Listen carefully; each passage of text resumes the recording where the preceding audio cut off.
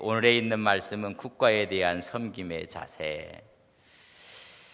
12장부터 우리가 어떻게 하나님 앞에서 살아야 될 것인가, 우리 몸을 거룩한 산 제사로 드리라고 말씀했고, 또 우리들이 어떻게 이 세상에 살아갈 때 어떻게 살아야 되는 것인가를 개인적인 차원에서 말씀을 했습니다. 지난 수요일 날은 사랑으로 섬기는 생활이라 해서 원수와 박해자들까지도 사랑해라, 그런 말씀을 했습니다. 자신도 사랑하고 이웃도 사랑하고, 더 나아가 원수들, 나를 박해하는 자들까지도 사랑하라. 그래서 원수를 갚지 말고 오히려 사랑을 베푸는 것이 우리의 본분이다. 그래서 원수 갚는 것은 나한테 속한 것이 아니라 하나님께 속한 것이다. 그래서 원수 갚는 것은 내가 그를 파멸시키는 것이 아니라 오히려 사랑을 베푸는 것이 원수 갚는 것이다. 여러분 잘 이해를 하셔야 돼요. 어떻게 원수 갚는 게 사랑을 베푸는 것인가, 파멸을 시키는 것이지, 그건 하나님이 할 일이에요. 내가 원수 갚는다고 파멸을 시키면 또 다른 원수가 지고 또 다른 피를 불러오고 또 다른 피를 불러와요. 제가 그래서 그런 표현을 썼어요. 그냥 차디찬 아주 날카로운 화살을 확 쏘며 우리는 대포 같은 사랑을 쏘리라. 그게 오히려 원수를 갚는 거예요. 원수 갚는 것은 파멸시키는 것이 아니라 오히려 사랑을 베푸는 거예요. 그래서 그 사랑을 받을 만하면 그 사람이 받지만 못 받으면 그 사랑이 전부 다 나에게로 돌아오게 될 것이다. 원수 갚는 건 그 사람을 해하는 게 아니라 뭐 하는 거예요? 오히려 역설이에요. 오히려 사랑을 베푸는 거라는 이야기. 원수를 갚는 것은 악에게 정복당하는 거예요. 내가 원수를 갚으면 그것이 되는 것 같으면 오히려 악한 모습에, 악한 사단에 정복당하고 패배하는 것이다. 그런 말씀을 지난 수요일을 이야기를 했어요. 그러니까 우리 사고 논리가 지금 이렇게 바뀌어야 돼요. 우리는 그 사람을 그냥 징계하고 때리고 그게 원수 갚는 것 같으면 오히려 사랑을 붓는 것이다. 그렇다면 국가에 대한 우리의 자세는 어떻게 해야 될 것인가? 못된 사람에 대해서 그를 우리가 오히려 축복하라고 했는데, 그럼 국가 권력에 대해서는 우리가 어떻게 해야 될 것인가? 아주 오늘 예민한 문제예요. 오늘 그래서 위정자들, 권세 있는 자들, 오늘 6절에 보면 그런 사람들이 하나님의 일꾼이라 성서는 그렇게 이야기해 주고 있어요. 하나님의 일꾼들이라 그랬는데, 일꾼에 대해서 우리가 어떻게 그럼 해야 될 것인가? 두려워할 필요 없이 선을 행하고 우리가 이 일을 감당한다면 적극적으로 위정자들 앞에 복종해야 된다는 것을 말씀해 주고 있습니다. 그러나 그것이 하나님의 뜻, 양심에 위반될 때는 어떻게 해야 되는 것인가? 선한 권력을 행사할 때는 우리가 복종해야 돼요. 그러나 선한 권력이 아니고 악한 권력 앞에서는 어떻게 해야 되는 것인가를 상당히 예민한 문제들. 바울은 개인적인 문제뿐만 아니라 국가에 대해서, 사회에 대해서 어떻게 할 것인가. 여러분 교환을 한번 보세요. 하나님께서는 세 가지 기관을 설립하셨습니다. 첫째는 뭐예요? 가정이에요. 둘째는 나와 세상 사이에 언약을 세우고 이 땅에 함께 살아가는 사회 공동체 정부를 세워주셨고, 그리고 셋째는 교회를 세워요. 우리가 가정과 교회를 세워. 그러다면 가정의 주가 누가 되어야 돼요? 하나님이 되어야 돼요. 교회의 주인이 누가 되어야 돼요? 하나님이 되어야 돼요. 그럼 이 정부, 이 사회에 세웠으면 이 정부의 주체가 누가 되어야 돼요? 하나님의 뜻이 되어야 돼요. 근데 세상 권력을 가진 사람이 하나님의 뜻이 아닌 것으로 이 세상이 나타난단 말이죠. 이 사회가 하나님의 뜻을 구현시키는 것으로 나타난다면 이야기할 것이 없어요. 그러나 그렇지 않거든요. 그때 우리는 어떤 자세를 가져야 될 것인가? 상당히 좀 예민한 문제가 돼요. 교회도 마찬가지, 가정도 마찬가지. 그럼 그 주가 누가 돼야 되느냐? 가정에서도요, 주인이 하나님이 되는 가정은 편안해요. 교회도요, 주인이 하나님이 되시면 평안해요. 이 준 권력도 하나님이 줬다고 생각하면 편안해요. 서로가 자기가 권력을 쟁탈하려고 하니까는 문제가 생기는 거예요.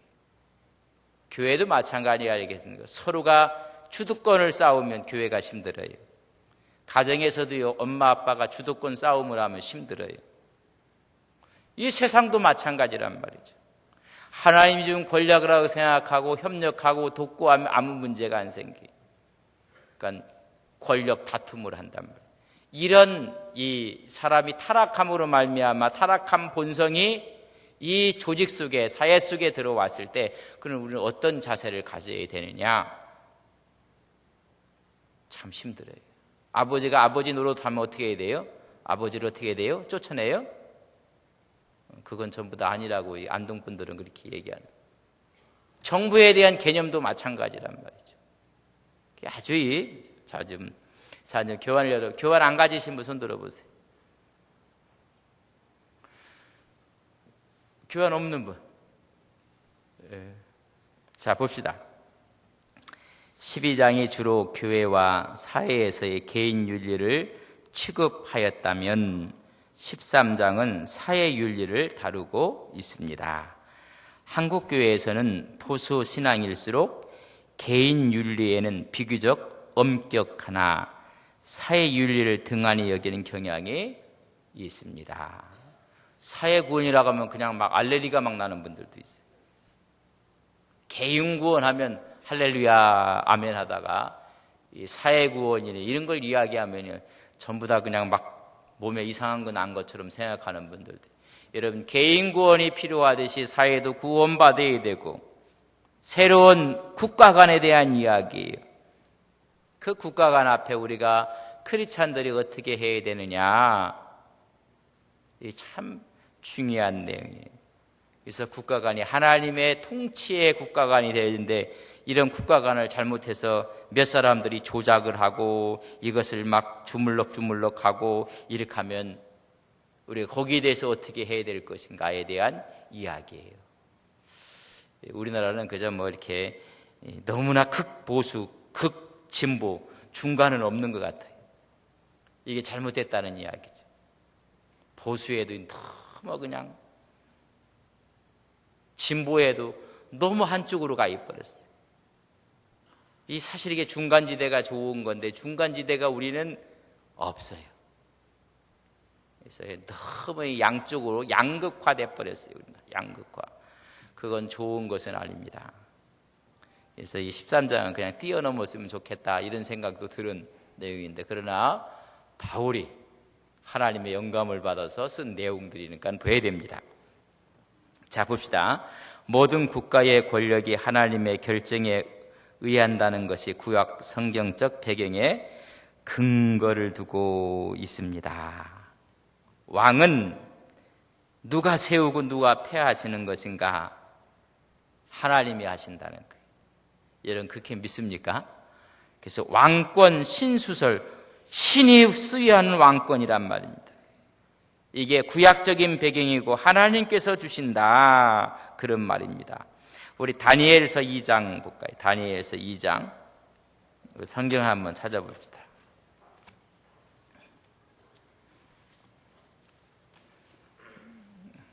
다니엘서 2장 21절.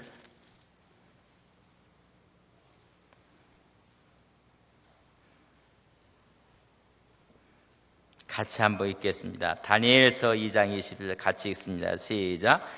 그의 때와 계절을 바꾸시며 왕들을 폐하시고 왕들을 세우시며 지혜자에게 지혜를 주시며 총명한 자에게 지식을 주시느니라.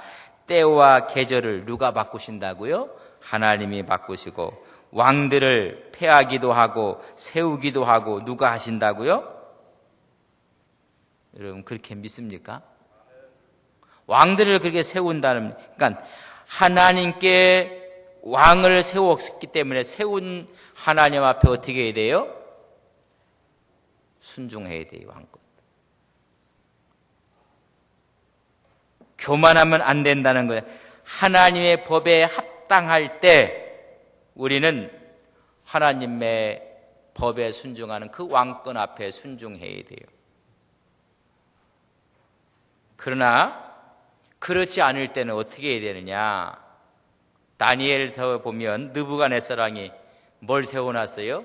신상을 세워놓고 국가적인 행사로 말미암아 하나님 위에 군림해 버렸어요. 다니엘의 새 친구들은 절하지 않아요. 거부해요. 열왕기상 18장 1절에서 46절에 보면 궁중 선지자들이 있었어요. 그러니까 왕의 녹을 먹는 선지자들, 이세벨의 총애를 받던 선지자들, 그러나 그렇지 않던 선지자 엘리야가 있었어요. 모두가 그 앞에 굴복했지만은 그의 왕권 앞에 엘리야는 고고하게 신앙을 지켜요. 그래서 갈멜산성에서 850대 1의 전쟁을 선포하는 영적인 전쟁을 하지 않습니까? 하나님이 세우시고 하나님이 폐하신다는 것을 잊어버리고 하나님 위에 올라가는 그 권력 앞에 우리는 거부해야 된다는 거예요. 그래서 우리 지난번에 우리 이원현 목사님 신사 문제 앞에 거부해서 옥고를 치르고, 그래서 우리 교회는 이게 보통 교회가 아니에요. 우리 옆에 있는 분에게 대단하신 분입니다. 우리가 그런 목사님이 교회에 기초를 놨다는 게 대단한 거예요. 아니다. 거부하고 신사 거부하고 옥고를 치르고 또 풀려나면 또 잡혀가고 생명이 나은 줄 알고 풀려주면 또 기력을 찾아서 신사 앞에 절하지 않아서 또 신앙 지키다가 잡혀가고. 그러니까 하나님이 세우셨다는 건 하나님의 뜻에 맞이해야 된다는 거예요. 여러분, 한 가정도 어떤 주간도 하나님이 세우셨으면 그 단체가 하나님의 뜻에 맞게끔 운영을 해야 돼요. 여러분, 교회도 마찬가지고 나라도 마찬가지란 말이죠. 자, 보세요. 모든 국가의 권력이 누구에게? 하나님이 결정하신다는 것입니다. 그래서 우리가 하나님의 그 말씀 앞에 우리는 순종하고, 그 권력을 준 사람도 하나님의 뜻 앞에 순종할 때 우리가 순종해야 된다는 것입니다. 근거를 두고 있다고 말씀했고, 애굽 왕 바로는 유대인들에게는 매우 악명 높은 인물이었습니다. 그러나 바로를 왕자에 오르게 한 것이 하나님의 누가예요? 섭리였습니다. 구약은 증거 또한 바울이 취한 신앙이었다고 말씀해주고 있습니다. 바울이 하나님께서 세웠다고, 이런 의미에서 모든 국가의 권력은 하나님부터 나오는 것이라고 할 수 있고, 이것은 하나님의 구속사적 섭리라는 안목으로 헤아려야 하는 것입니다. 그러나 여기서 중요한 것은 권력 그 자체의 정당성보다는 모든 권력 위에서 결정권을 가지고 섭리하시는 하나님의 주권이 강조되어야 합니다. 저를 보세요. 자기가 내 정권이 정당성에 있는 것이 아니라 그 한 단계 위에 그것을 결정해 준 하나님의 주권이 있다는 것을 먼저 깨달아야 된다는 거예요.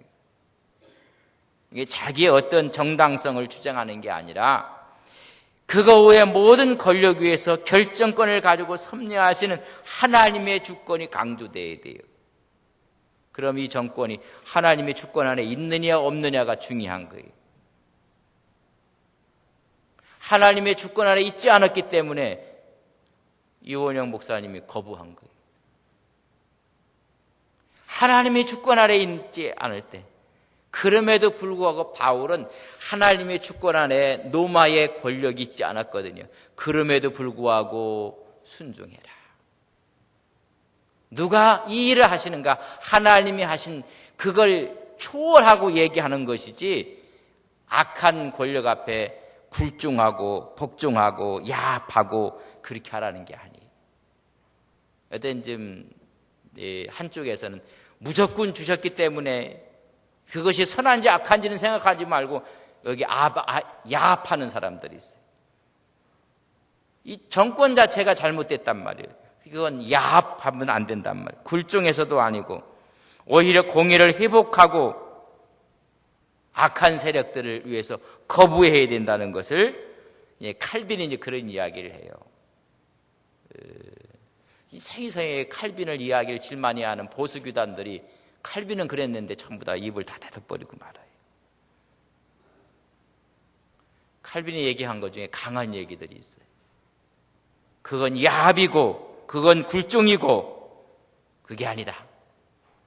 우리는 공의를 회복하고 여기에 앞장서서 불의의 세력을 개혁해야 된다. 좋은 말만 따와서 리폼드 개혁한다는 것만 따와버리고 그냥 그냥 지나가 버리고 말아요. 우리가 이 참 두 번째, 그럼에도 불구하고 뭐라고 이야기하는지, 당시 그리스도인들 가운데 하늘의 시민권 사상과 그리스도의 왕 되심에 대한 지나친 열심 때문에 지상의 권력들을 인정하지 않고 오히려 멸시하고 무시하는 태도를 가진 자들이 많았습니다. 이 세상은 다 멸망할 세상이고 저 천국만 바라보고 그런 생각, 그래서 하늘의 시민권 사상에 강해서 이 땅이 어떻게 되든 말든 다 멸망받을 도성이다. 관심을 두지 않고 있었다는 얘기입니다. 이런 현상들이 좀 벌어질 수도 있어요. 그러나 하나님의 나라는 가까이 오고 있다고 했어요. 하나님 나라가 왔다고 했어요. 우리가 따는 이 세상이 하나님의 통치 영역 속에서 하나님의 통치가 이루어지는 것을 하나님의 나라라고 해요. 나라는 여러분 땅이 있어야 돼요. 또 나라는 백성이 있어야 돼요. 제일 중요한 게 뭐가 있어요? 주권이 있어야 돼요. 주권을 빼앗기면 땅도 있고 백성도 있어도 나라 구실을 못하는 거예요.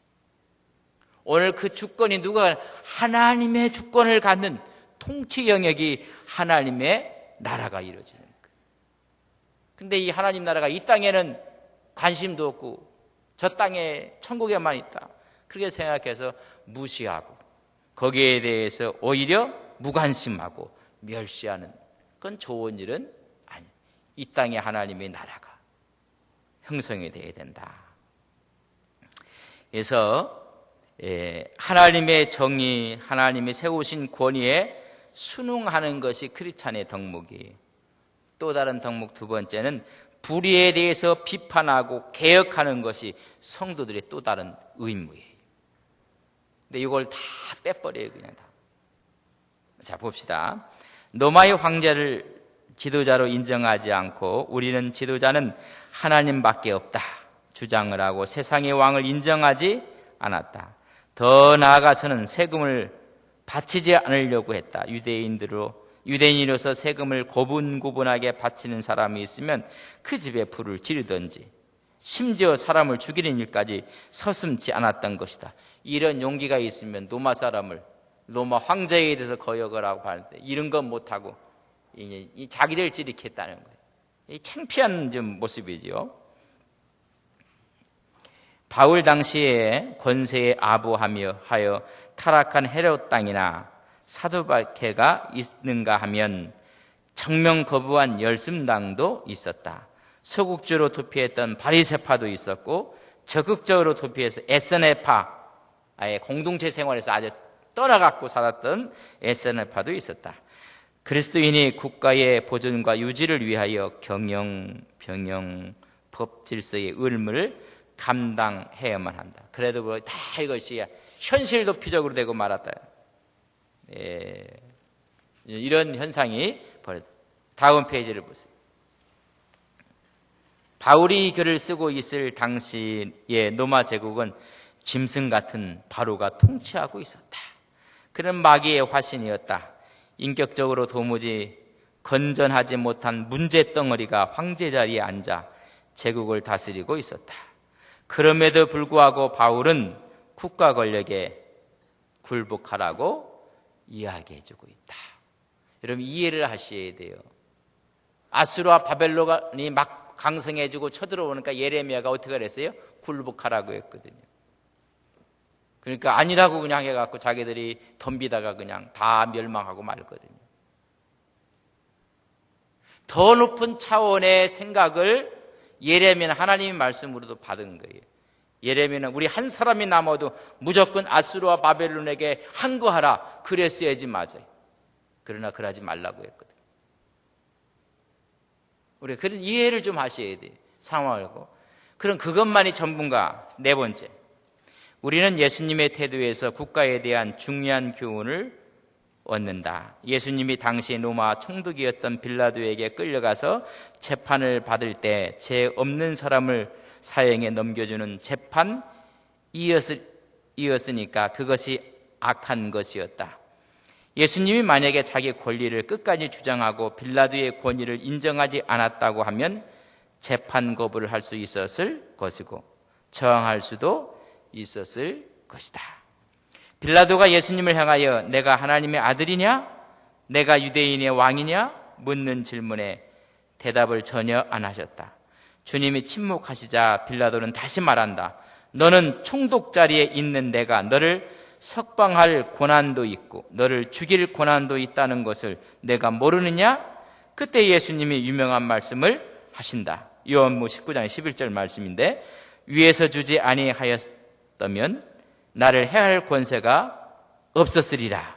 현대어 성경의 번역하에 보면 빌라도야 내가 하나님께로부터 권한을 받지 않았다면 나를 이렇게 다룰 수 없었을 것이다. 빌라도를 인정한 것이 아닌 그 권력을 주신 누구를 인정하셨다? 하나님을 인정해. 너는 지금 하나님이 허락해서 지금 이 자리에 있는 것이다. 자기 권력이 아니라고 주님께서는 지금 말씀해 주고 있습니다.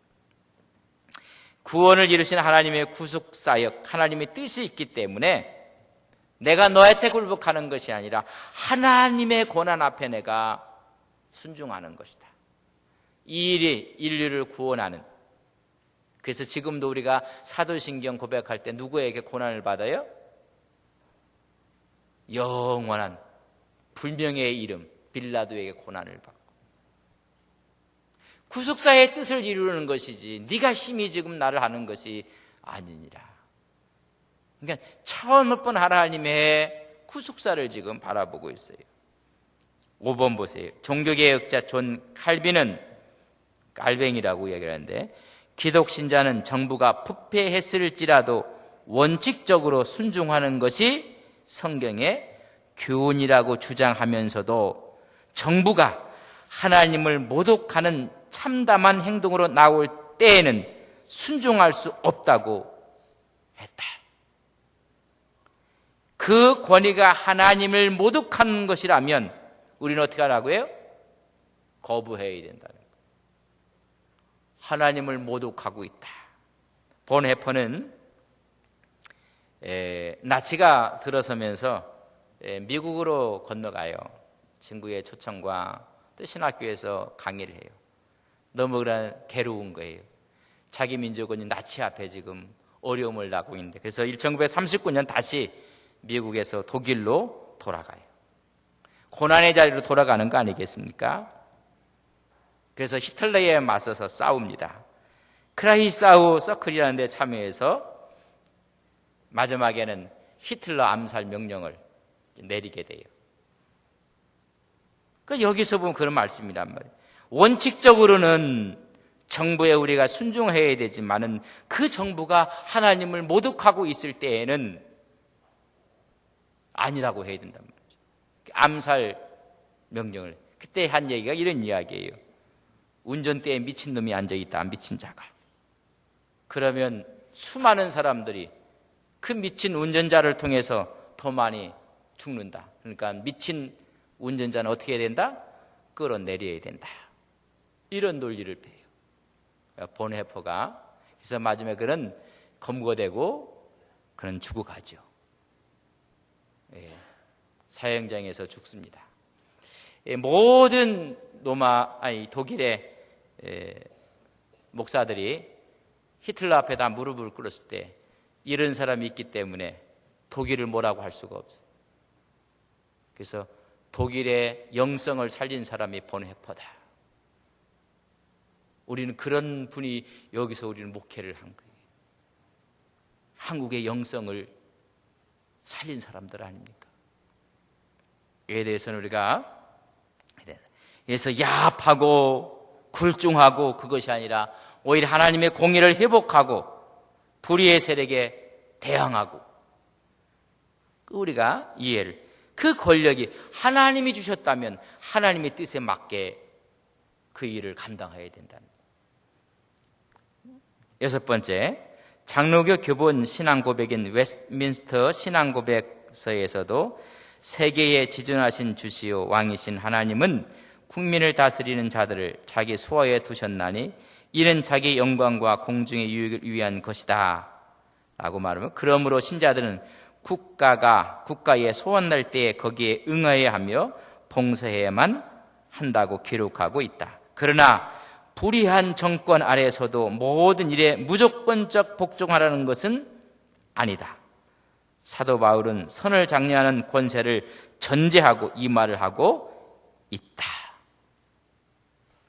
악에게 굴복하고 악에게 맹종하라고 이야기하고 있지 않다는 이야기를 해주고 있습니다. 7번에 보면 워터게이트 사건의 주범이었던 뒤에 주범은 닉슨 대통령이죠. 찰스 콜슨이 닉슨의 보좌관이었습니다. 정치적 권력을 누렸던 사람이고 한 1기가 끝나고 두 번째 재선에 성공했을 때 문제가 생기죠.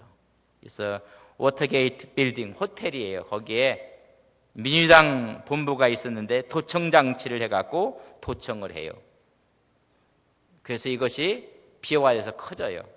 그러면 도청 장치에 대해서 하는데 그걸 덮기 위해서 국가 안보에 카드를 내걸고 베트남 전쟁을 이용해요.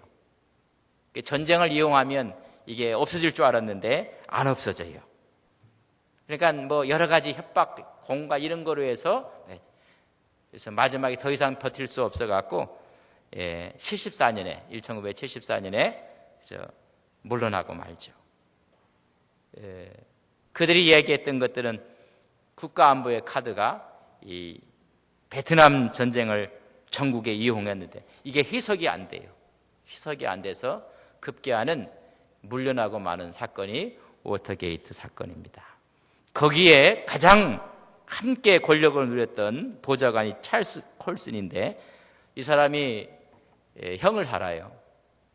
형을 살다가 그 안에서 예수를 만나요. 예수를 전하는 분들이 좀 있어갖고 감옥에서 좀 복음을 받아들여요. 복음을 받아들이고 나서 그가 시민 불복종 운동을 할 수 있는 4가지 원칙을 이야기해요. 사실 불복종 원칙 때문에 불복종했기 때문에 자기가 그렇게 내세웠던 닉슨이 물러나거든요. 여러 가지 사건으로 해서 희석을 시키는데 희석이 안 돼요. 불법 선거에 대한 희석이 안 돼서 급기야는 좀 하야하고 마는 사건인데 이런 사건을 통해서 우리가 불복종해야 되는 원칙이 4가지가 있다. 다 복종해야 되지만은 첫째는 정부가 교회의 역할을 대신하려고 하거나 간섭하면 안 된단 말이에요. 하나님의 고유 영역이 있는데 한때는요 설교를 했는가 제가 선교단체에 있을 때 아주 힘들었어요. 설교하면 설교 제목이 뭐냐고도 묻기도 하고 그럼 설교 제목을 듣고 싶으면 와서 설교를 들으면 되는데 이런 시절도 있었고 그러니까 정부가 교회의 역할을 대신하려고 하거나 두 번째 하나님께만 드려지는 충성을 빼앗아가려고 할 때 오직 하나님께만 영광을 두고 하나님께 순종하고 하는데 그걸 뺏어갈 때 세 번째는 국가가 양심의 자유를 제한할 때 인간이 갖고 있는 이런 자유의 영역을 막 제한한단 말이에요. 양심의 자유까지도. 그럴 때는 우리는 불복종해야 된다는 얘기예요. 네 번째는 국가가 하나님께서 주신 생명을 지키고 질서와 정의를 보존하라고 하는 책임을 무시하고 기만할 때 우리는 뭐 해야 된다? 이런 것 때문에 물러갔거든요. 그래서 제가 그걸 깨달아요. 이런 이야기를. 그러나 만약 우리가 불복종해야 한다면 우리는 그 결과에 대해서 뭐도 져야 돼요? 책임도 져야 되고. 이게 참 델리케이트한 문제들이. 하나님의 교회가 아주 건강해져야 되고 우리가 이런 의식을 갖고 우리도 살아야 되고. 그러나 우리는 원칙은 뭐냐면 하나님이 주신 권력이라고 생각할 때 우리는 순종하고 정상적일 때 우리는 이 일을 감당해야 돼요. 일제 때는요, 의롭게 사는 것이 뭐냐면 우리가 독립투쟁을 하는 거예요. 그죠? 그게 의로운 거예요. 독재 정부였을 때는 민주화를 하는 것이 의로운 거예요. 정부가 독재고 반민주화 시대 때는 투쟁을 하는 거예요. 그러나 지금은 그런 시대가 아니잖아요. 우리 잘못 생각했어요. 정부에 대해서 꼭 엇박자를 해야지 그 사람이 있어 보이고 그 사람이 지식인 같고 그랬어요. 독재 시대 때는. 그러나 지금은 그런 시대가 아니잖아요. 이걸 또 우리가 착각하고 있단 말이죠. 그 정권을 허락해주는 그 정권에 우리가 협력하고 거기에 따르고 복종하고 그런데 전부 다 정당적인 관계 때문에 이걸 안 하는 것은 잘못이란 말이죠. 이 한 단계 더 우리가 좀 이야기를 좀 하고 있는 모습을 이해를 하셔야 됩니다. 자, 8번째 보세요. 다니엘 4장 17절에 우리 같이 한번 읽겠습니다. 시작.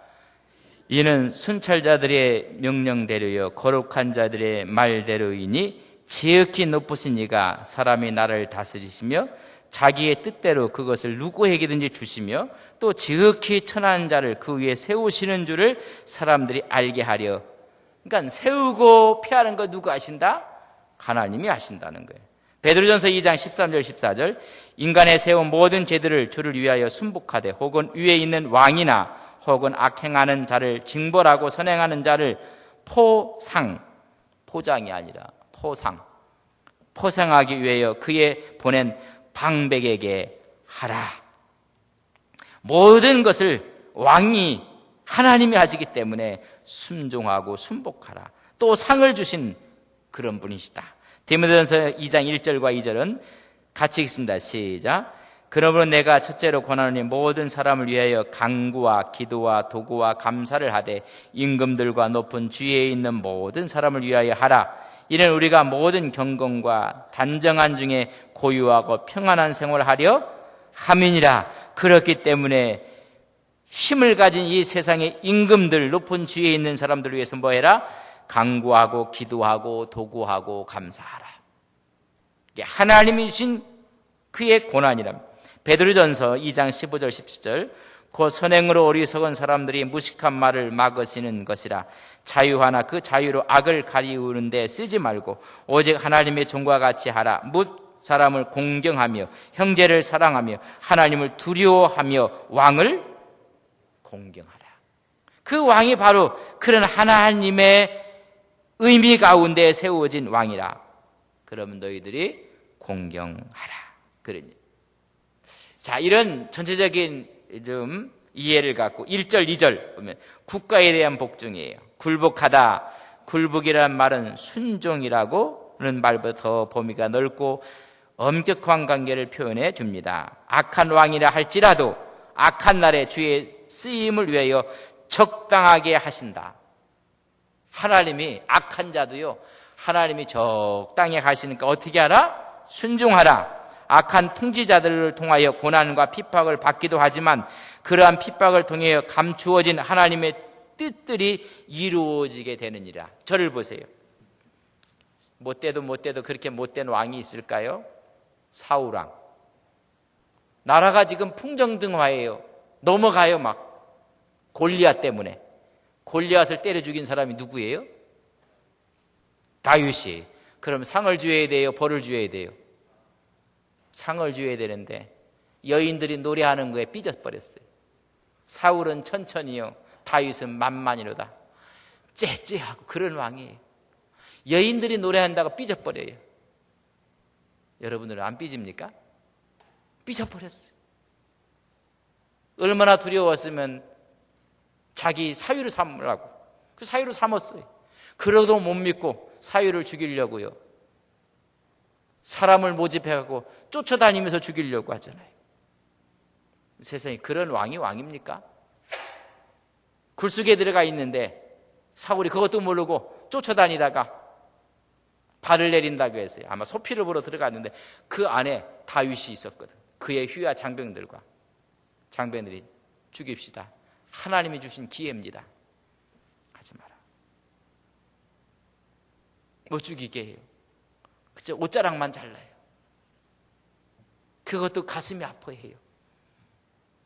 훗날은 또 한 번은 다윗을 그렇게 추격하다 피곤하니까 자고 있었어요. 다윗이 휘하 장병하고 같이 가서 보니까 다 자고 있어요. 하는 말이 칼로 내려 찍읍시다. 두 번 찍을 필요도 없습니다. 하나님이 세운 자를 그러면 안 된다. 사무엘상 24장 26장에 보면 거푸거푸 나와요. 그런 이야기. 하나님이 감춘 뜻이 있어요. 만약에 그렇게 칼로 사울을 죽이고 왕이 됐더라면 다윗을 바라보는 모든 백성들의 눈은 또 틀려요. 하나님이 하나님 방법으로 해결을 해줘요. 모든 사람이 다윗을 왕으로. 하나님의 뜻이 이루어진 감춰진 뜻이 있어요. 우리는요, 감추어 뜻은 전리 생각도 하지 않고 이런 기회를 만들어서 사람을 죽여요. 이런 굴을 파놓고 요 안에 들어오기만 들어와라. 함정을 파놓고 사울은 함정 속으로 들어와 버렸어요. 이 바보처럼. 그러니까 자기 사위를 죽이겠다고 돌아다니죠. 많은 사람들은요, 함정을 파요. 들어오면 죽이겠다. 그러나 다윗은 그리하지 않았어요. 하나님이 안소에 세우신 자, 하나님의 뜻이 뭔가. 그래서 그가 왕이 됐을 때 온 백성이 칭송하고 따르고. 두 번째, 여러분 보세요. 85페이지. 그래서 국가에 대한 복종의 의미가 있고 국가의 역할. 하나님께서 일반 은총 가운데 국가를 허락하시고 많은 제도와 통치자들을 두셨는데 그것은 질서를 지키기 위함입니다. 질서를 지키기 위함이지 군림하기 위해서 준 거 아니에요. 인간은 범죄로 타락한 이후 서로에게 적대적 관계가 되었다. 그리하여 하나님께서는 질서를 지켜 약자를 보유하고 선을 장려하여 악을 징별하도록 국가와 제도와 통치자를 그래서 준 거예요. 왜 힘을 줬느냐? 약자를 보호하라고 했는데 그 힘이 약자를 노력하고 있는 사람을 보호한다면 잘못된 정권이에요. 잘못된 힘이라는 얘기죠. 하나님이 주는 의도가 무엇인가를 우리가 알아요. 그게 국가의 역할이에요. 국가에 대한 신자의 의무는 그럼 그리스도인은 두 영역의 통치 아래 산다. 하나는 영적 통치, 즉 그리스도의 통치이며 다른 하나는 우리의 외부적 활동, 행동을 관할하는 육적 통치, 곧 세상 국가의 통치이다. 그리스도인은 시민권은 근원적으로 하늘에 있지만 우리의 시민권이 어디에 있다고 했어요? 빌립보서 3장 20절에 보면 하늘에 있다고 했어요. 동시에 이 세상의 은혜의 생활을 하기 위해 두신 국가의 통치 아래 있다는 것을 아셔야 돼요. 그래서 이 질서도 질 잘 지켜야 돼요. 우리 교인들은요, 좌회전 우회전 할 때 깜빡이 넣어야 돼요? 안 넣어야 돼요? 제발 좀 넣었으면 좋겠어요. 이렇게 보이기 저게 왼쪽으로 갈지 오른쪽으로 갈지. 그래서 제가 힘이 있는 사람이라면 앞으로 차를 출고할 때는 앞에 옆에 있는 깜빡이를 전부 다 떼고 출고를 하세요. 그거 있으나 마나 괜히 붙이는데 돈 드는데 이용 안 그러죠. 절대 이중주차도 하지 마시고.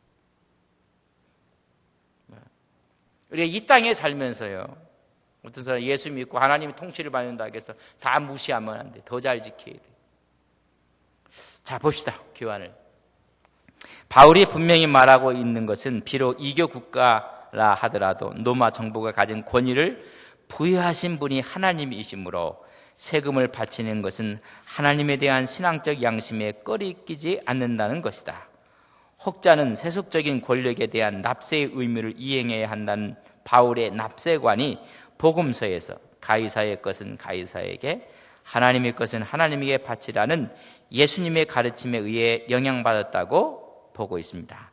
한편 일부 영주주의자들은 이 구절을 해석하기를 여기에 나온 권세의 복종은 지상의 권세에 대한 복종이 아니라 천사나 보이지 않는 권세자들에 대한 복종이라고 말하고 있습니다. 그러나 이레우스는 그에 져서 이단 논박이라는 데에서 본 구절에 대해서 이 문맥에서 말하는 권세의 복종은 보이지 않는 영적 세력이 아니라 지상의 통치 세력에 대한 복종임을 말해주고 있습니다.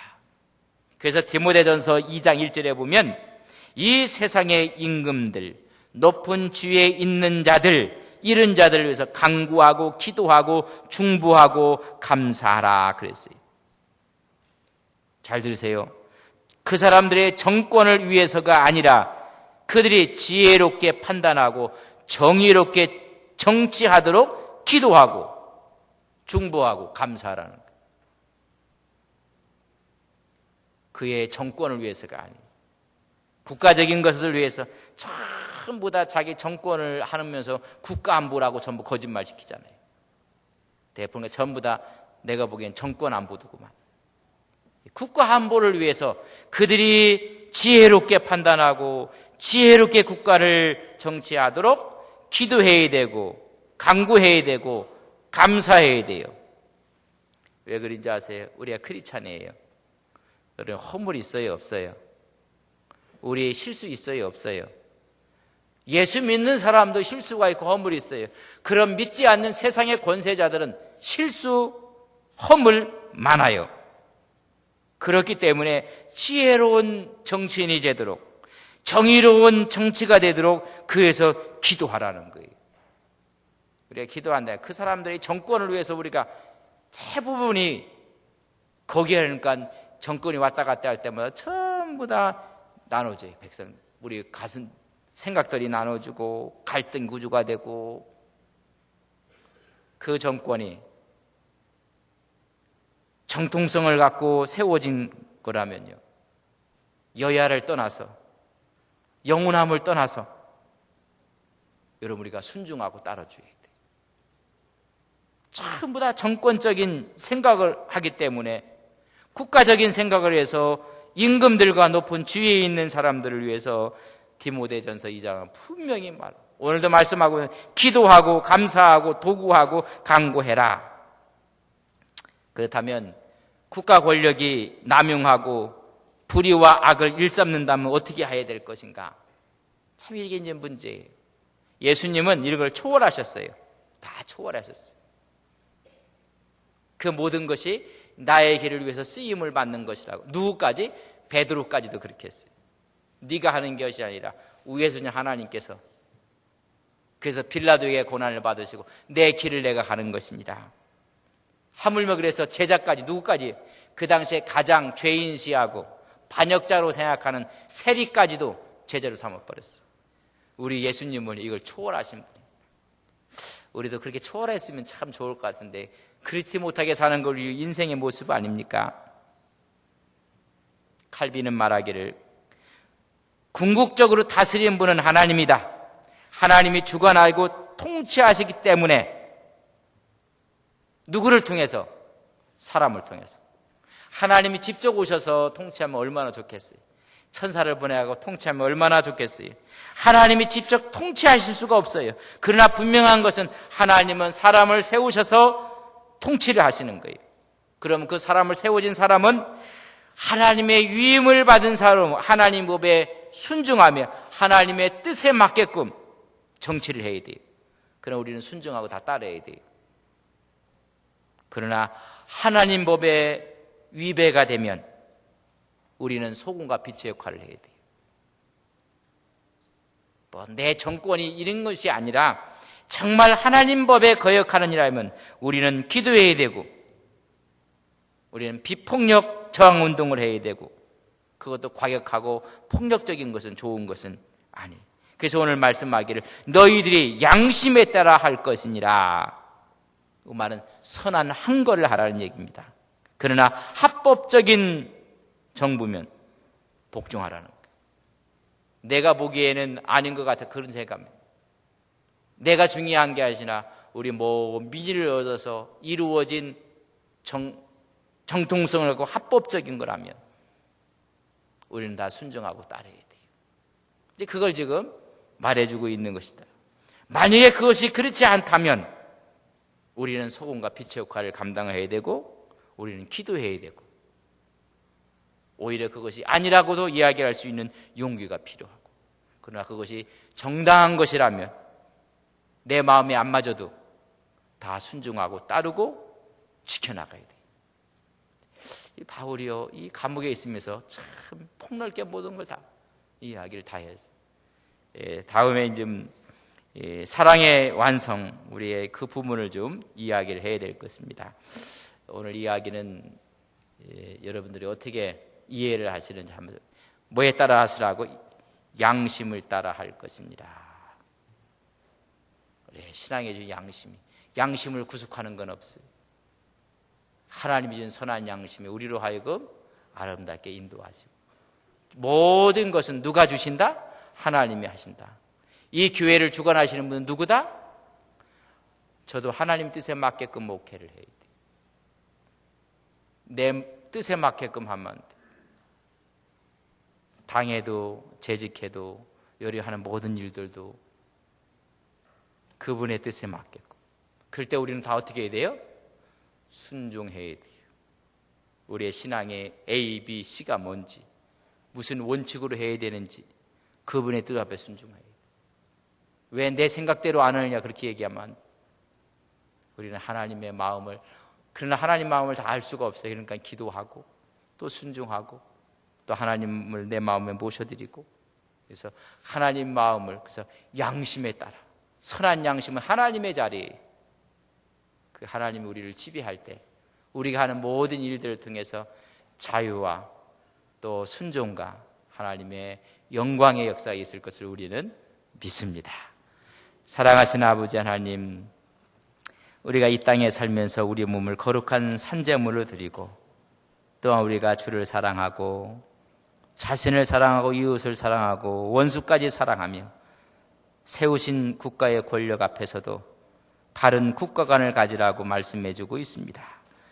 모든 것이 하나님께서 세우신 힘이라고 말씀하고 권력이고 권세라고 말씀해주고 있습니다.